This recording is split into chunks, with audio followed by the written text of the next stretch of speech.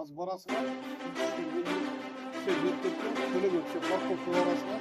Jamendo.com.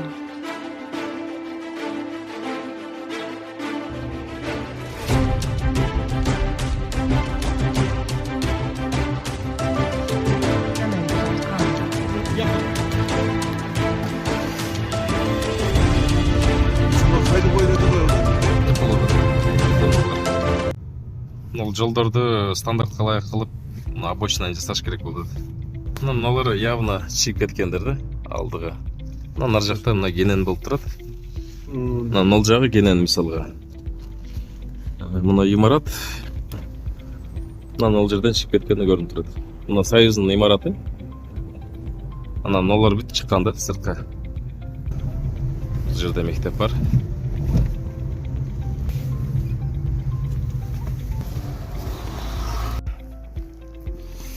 Мисхан Атабекова мектепке азыр баратабыз. ГАИ кызматкерлери жол эрежелерин түшүндүрүү боюнча окуучуларга. Бүгүнкү иш-чара боюнча бир-эки сөз. Иш-чара боюнча айта кетсек, мектеп окуучуларынын жол эрежесин сактоо, мектептен үйүнө баратканда жолдун чекесинде тротуарлар менен басыш үчүн Номер 30-чы Өрмөскан. Жол эрежелери боюнча бурч каякта? Мектепте. Жакшы. 5 кайсыл? Жакшы. Жол эрежелерин билесиңер жакшы эле? Жолда светофор кандай кайсыл учурда өтөбүз? Кайсыл учурда токтоп турабыз? Хорошо. Та силерге азыр агайларыңар келди. Бир-эки азыр кеңештерин беришет. Саламатсыңарбы? Отуруңуздар. Биз бул келгенибиздин себеби жол кыймылынын коопсуздугун алдын алуу боюнча, жол кырсыктарын болтуруу боюнча, жолдо кандай жүрүп, эртең менен түштө үйдөн чыккандан баштап мектепке чейин келип, кайра мектептен үйгө барып эчекти автоунаалардын кырсык болуп кетпегенде ошону силерге түшүндүрүү иштерин жүргүзгөнү келдик. Бардыгыңар светофордун кайсыл чырагынан өтөсүңөр? Жашыл чырагынан. Кайсыл чырагы күйгөндө токтойсуңар? Кызыл чырагынан. Азыр. Эң алыс жашаган ким бизде? Үйдө. Кайсыл жактан келесиңер? Мен Сайгоргондон келем. Келетканда автоунааны алыстан келетканда көрүп токтоп, шашпай, кайсыл жерде өтө турган жол белгилери бар. Пешеход адамдар өтө турган. Ошол жерден өткүлөр. Түшүндүңөрбү? Жөө барып келесиңер. Жөө барасыңарбы? Бизге эле басып таштайбыз. Анда жол ачыкпагыла. Бири-биригерин түртпөгүлө жолду. Жол ачыкпагыла. Олашып, ойлогула бири-бири. Эмнеге буруш жок? Жол эрежелери боюнча буруш жок экен дейм силерде. Ошону жасап коюш керек. Мына жерде полностью бар болчу. Бар беле? Да, вот этот весь бар эле. Самый лучший были, потому что biz проектмен иштеткенбиз. Анткени болсо ремонт болот деп туруп биз бардык. Мында бар экен го. Мына бул жака. Бул эмне карабулканага кирип калыптыр да? Сыртка чыгарып коюш керек. Мен аларды алып койгонмун. Мынакей. Аны айдыр класста бар. Муну сөзсүз киргизиш керек да? Жок, аны капитал ремонт деп бардыгын алып таштаганбыз. Болду. Буларды ачык жерге илдирип коюш керек анда. Капитальный в настоящее время без капитальный ремонтта турган үй. 84 миллион сомдук капитал. Бул негизи ар бир класска берилеби? Түшүндүрүлөбү? Ар бир класска. Ар бир класста болчу. Здесь полностью бар эле орусча, кыргызча. Хорошо. У нас из целый проект болгон. Болду, рахмат эжеке. Мектептерде негизи ар бир мектеп окуучуларына түшүндүрүп коюш керек, анан ушундай буруштар сөзсүз илиш керек. Аны алып келгенде болсо, ушул bir целый бус бала келет да. Целый бус. Али 2 жаштан жогору. Анан кийин болсо, кээ болсо, кечеле мен кызым апарат деп бустун воротасына келип коюп алыптыр да, анан кызым буну чыгбайсыңбы, биз кантип алып кетет деп, көзүм жок бандам деп ашатып сөгүп, энесин тартып отур. Мен вообще ошол жакка звонить этип бир ушул жерде карап койгула дейм. Болду жеке. Эртең менен канчада келет? Эртең менен саат 8ден баштап балдар келет. Анан автоунаалар боюнча мына кеңеште 11-мектепте жанагы ичкерге коюлушат автоунаалар. Кээ биркилер бийик болот. Машиналар аркага айдаганда жаш балдарды көрбөй калышы мүмкүн, сүзүп кетиши мүмкүн. Номер 11 Мамачан Алкулов мектептин жанында турам. азыр бир сунуш. Мына жерге видеокамера коюш керек болуп атат. Мына жерде азыр жаш балдар келип турат, ата энелерин күтүп. Мына жерлерде азыр бир топ маршрутка чыкты. Анан экинчиден ата энелерди мол жакка киргизбесеңер, жаш балдар, майда балдар болот, мисалга машина алдыга артка жылганда мындай сүзүп кетпесин да, тейлеп кетпесин. Мына знак турат. Ушул тегерекке койсоңор, анан жылдыргандай этият кылып. Анан могу видеокамера ичинде да, мектептин булда жетишпейт. Мына ушул жерлерге видеокамера коюш керек болду. Мына столдорго бирөөнү, нар жакка да обзор. Анан эрте азыр караңгы кирип атат, бир аз эртелетиш керек болду. Саатты бир саатка аркага жылдырыш керекпи? Сабакты кыскартыш керекпи? Бир нерсе кылыш керек ушуну.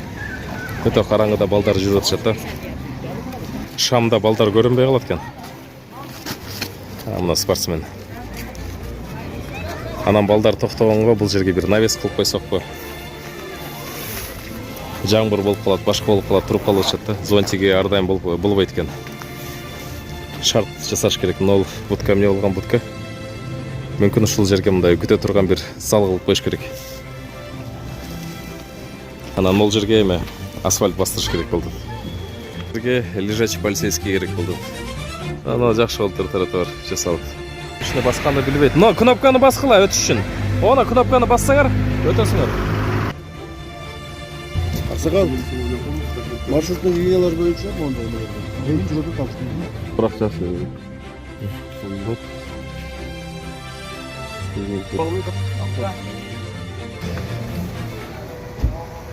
Тугандар Базаркоргон базарына келдик. Бул жерде знак запрещен бар, бирок автоунаалар туруп пробка жаратып атышат.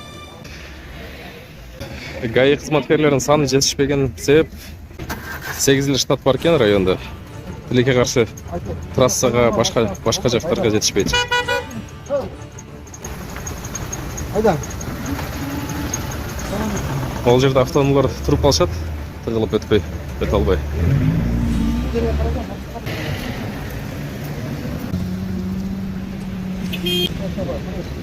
Машинасыздарды жерге койгонго болбойт экен. Бул жерде знак турат. Алгылар машиналар.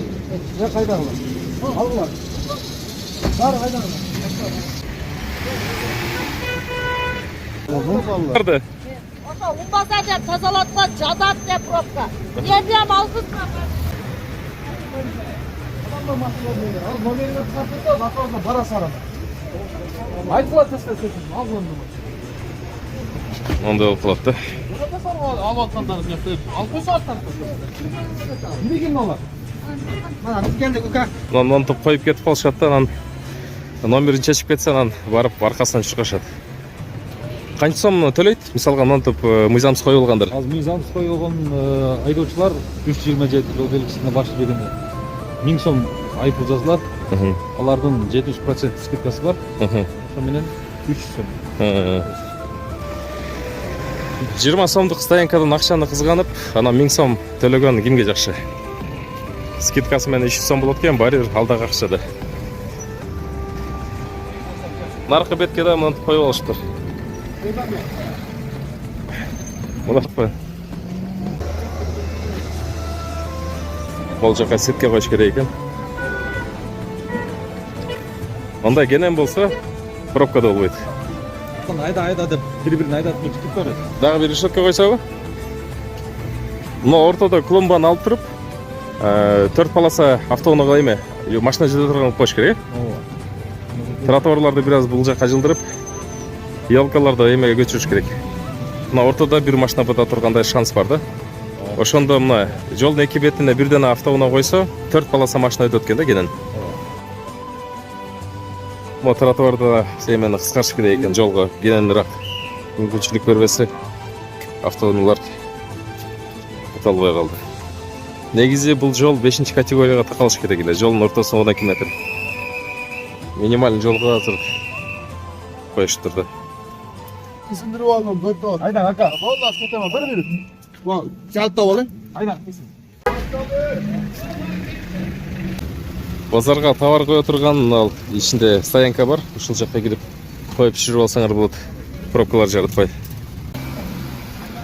Айда.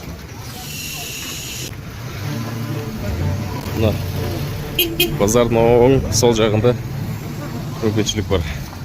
Так, анан Гаинин штаты боюнча бир эки сөз. Торкоргон району боюнча 8 штат экен, 8 адам. Мисалга азыр могу базарда пробканы көрүп атабыз. Бардык 8 адам келсе, ушул жердеги пробкаларга араң жетишет экен. Эртеден кечке турсач, жарандар коюла берет экен да машинасынчы. Мэриянын курган стоянкасына барбай атышат. Экинчиден, мисалга ошол 8 штат ушул базар курган шаардын ичинде жүрө турган болсо, могул Жалал Абад маданият жолунда негизги трассада ГАИ турбай калыш керек болот экен. Андан тышкары Кызыл Октябрь бар, Сейитказы бар, Акман бар, Кызыл Өңкүр бар. Ал жака ГАИнин штаты жетишпеген себеп, ал жакта бир да ГАИнин кызматкерлери жок. Демек, эмне кылыш керек? ГАИнин штатын көбөйтүш керек санын. Кеминде 20 кылыш керек. Трассада бизде азыр аябай каттуу болуп, күнүнө 1ден 2ден 3ден авария бар да. Мисалга Акманда, Жоондо, Кеңеште, Сайдын боюнда аябай көп болуп атат. Мисалга Текебаев менен жана Сайдын кесилишинде. Анан кошумча бул жака штраф видеокамераларды коюш керек болуп атат. Мисалга ГАИ жок учурда дагы мына столбуларда штраф видеокамера турганды, мисалга 5 мүнөттөн ашык турганды автоматически бул жака алат, анан штрафка жазат. Ошонтип 1-2 штраф төлөп калганда мындай пробкалардын өзү эле жоголот да. Мына бүтүн ошол штраф видеокамера койгонго мүмкүнчүлүк бар столбуларга, базарга. Муну мэриянын республиканын күчү жетпеши мүмкүн. Ошол жаңы мыйзам токтом кабыл алып, ошол жеке жарандарга да уруксат бериш керек. 50-50 штраф видеокамераны койгонго. Мисалга шаар ичиндеги штрафтар шаардын бюджетине түшө турган болсо, трассадагылар бул республиканын бюджетине түшө турган болот. Мына имараттагы чыгып алган. Муну сотто дагы эле соту бүтө эле экен иши. Базар коргон ГАИ кызматкерлери менен жол коопсуздугу боюнча бирге иштешем, жардам берем. Жарандык активист катары. Ол ГАИге да кирип карасак, бул жерде эч кандай эвакуатор жок. Мен иштешип атып, мына болгонум 2 автоунаасы гана рабочий экен. Анан бирөө ошол азыр базарда жүрөт. Базарда эптеп-септеп жүргөн бир транспорт бар экен. Ошону жаңылап бериш керек буларга. Мына ол жерде светофор коюш керек болуп атат. Бул жерде аябай ДТП көп болуп атат. Бул Текебаев көчөсү, бул Сай көчө. Жолдун берки бетине, анан көпүрдүн аркы бетине. Мына ушул жактан ол негизги трассадан келгендер бул көчөгө мүмкүнчүлүк бербей, ушул жерде ДТП болуп, бул жерде столбанда түзүлгөн учур болгон. 6 адамды басып калган да.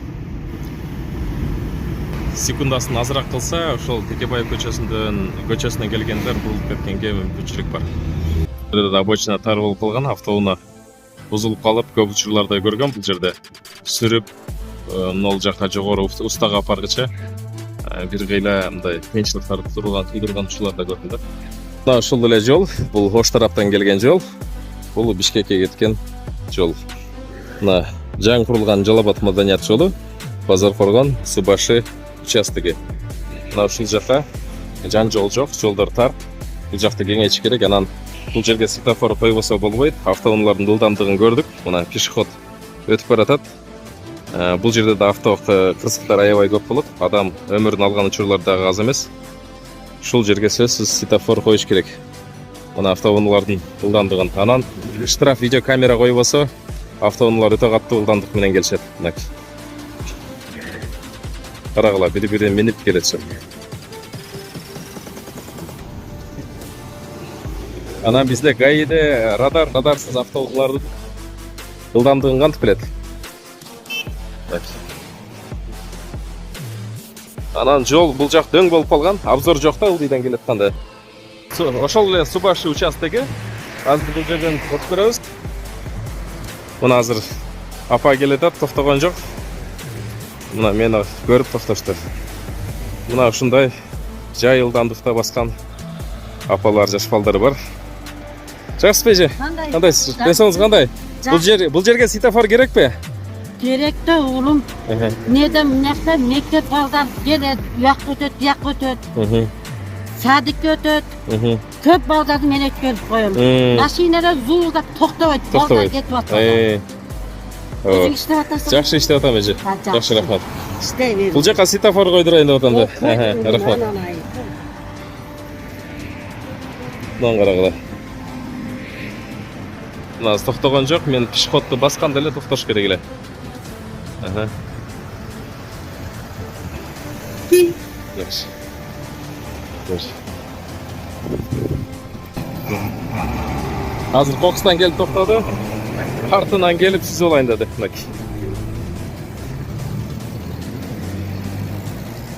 Videoga tartgan uchun. Azdag o'tamiz nar жаққа.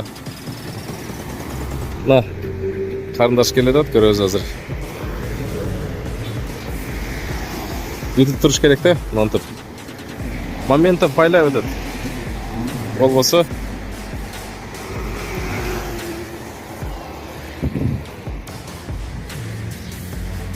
sen pешеходқа бутыңды қойғанда тоқташ керек, қарындаш.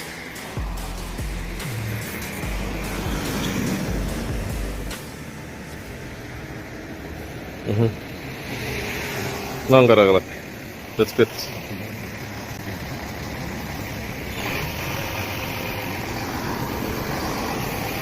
Қандайсың?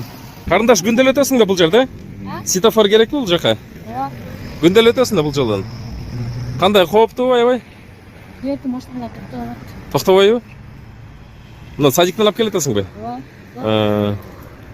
Аха, хорошо. Мен азы пешеходқа бутымды қойғанда бұлар тоқташ керек та, негізі мына. Бутымды қойдым. Бұл өздікілер екен, местныйлар. Көріп аз тоқтап үшін. Мынаны қара. Аябай қаттылдан өтеді.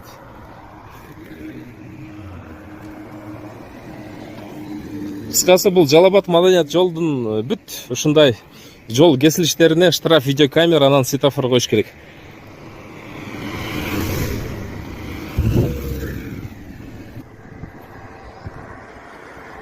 Бана дагы газды башкарат.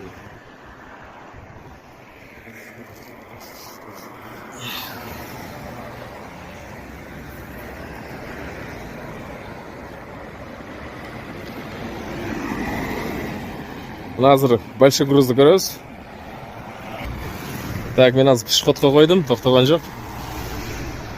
Токтойбу?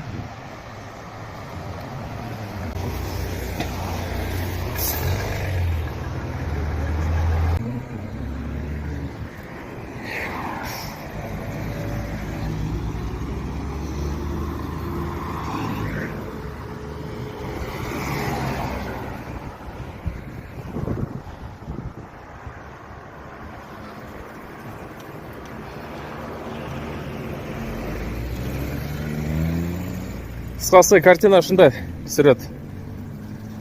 Мынантип жаш балдар өтөт жолдон.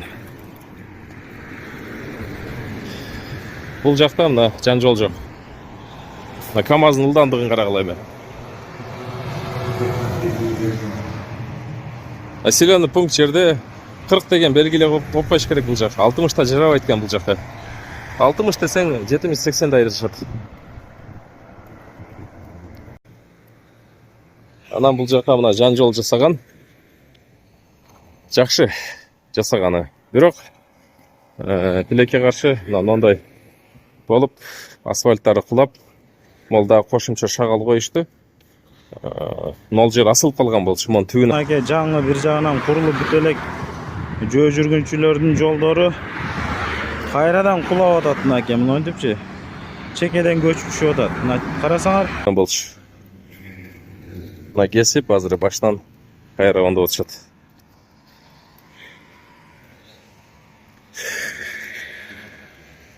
Сүрүлүп.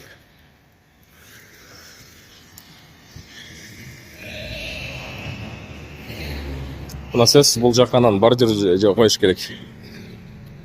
Аккан лотокты жасаштыр жаңы. Бул жактан канал кетет.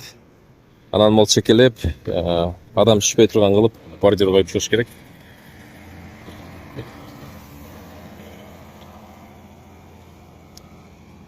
Кыскасы туугандар, коопсуздук үчүн бардык шарттарды көрүшүбүз керек.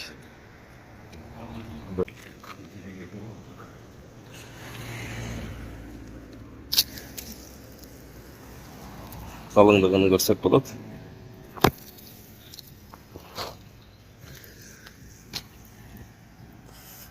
тышкары мына бул жерде обочиналар өтө туура эмес. Автоунаалардын мына турган жери мына кийишканалар өзүнүн ичинде мындай авторемонт кыла турган болсо ичине өздөрү шарт жасап мындай жолго тоскоолдук бербеш керек да. Андан тышкары могу столбуларды өтө жакын. Бул столбулардын канчасы сынып, канчасы автоунаалардын баскан учурларын көрүп атабыз. Мына катардагы столбулар бардыгы эле мына бирден сынып, кайра коюлган столбуларды. Мына майдын астында мына столбуга канча жол чечилди. Мына эски столбулардын айырмасын көрдүңөрбү? Ичкерide болгон, лампасы да өзүндө болгон. Жаңы столбулар жолго жакын.